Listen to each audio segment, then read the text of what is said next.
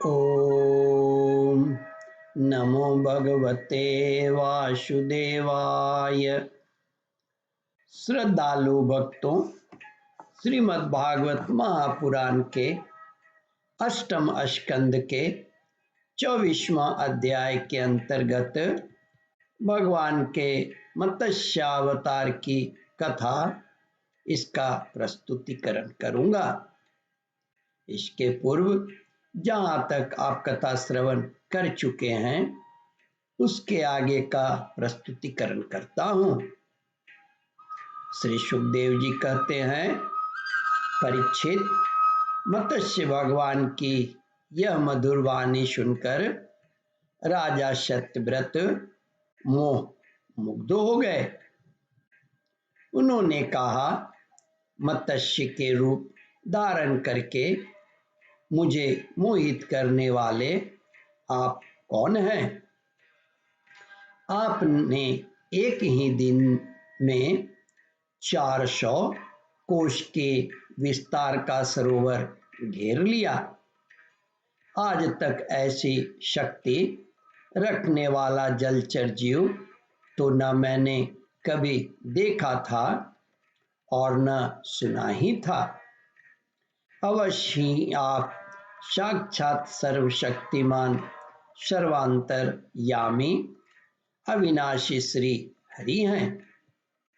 जीवों पर अनुग्रह करने के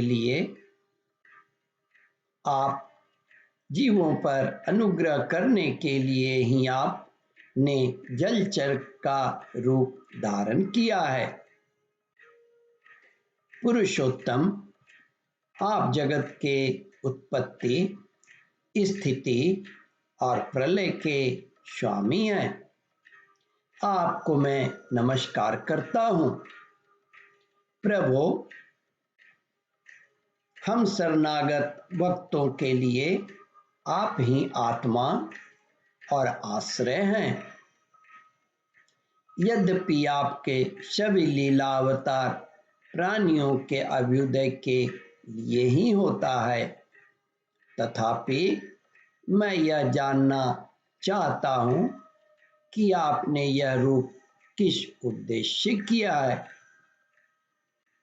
यह रूप किस उद्देश्य ग्रहण किया है? कमल नयन प्रभु जैसे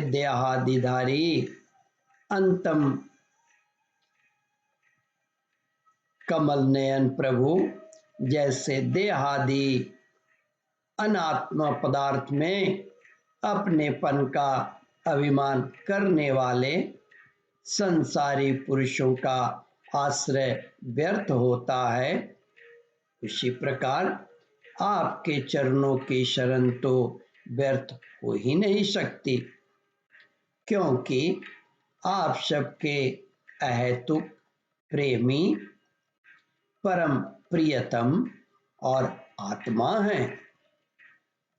आपने इस समय जो रूप धारण करके हमें दर्शन दिया है, यह बड़ा ही अद्भुत है।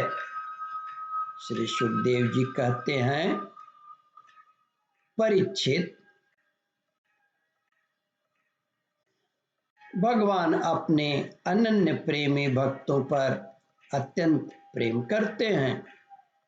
जब जगतपति मत्स्य भगवान ने अपने प्यारे भक्त राजर्षि सत्यव्रत की यह प्रार्थना सुनी तो उनका प्रिय और हित करने के लिए, साथ ही कल्पांत के प्रलयकालीन समुद्र में विहार करने के लिए उनसे कहा। श्री भगवान ने कहा, सत्यव्रत, आज से 7वें दिन भूलोक आदि तीनों लोक प्रलय के समुद्र में डूब जाएगा। उस समय जब तीनों लोग प्रलय काल की जलराशि में डूबने लगेंगे, तब मेरी प्रेरणा से तुम्हारे पास एक बहुत बड़ी नौका आएगी।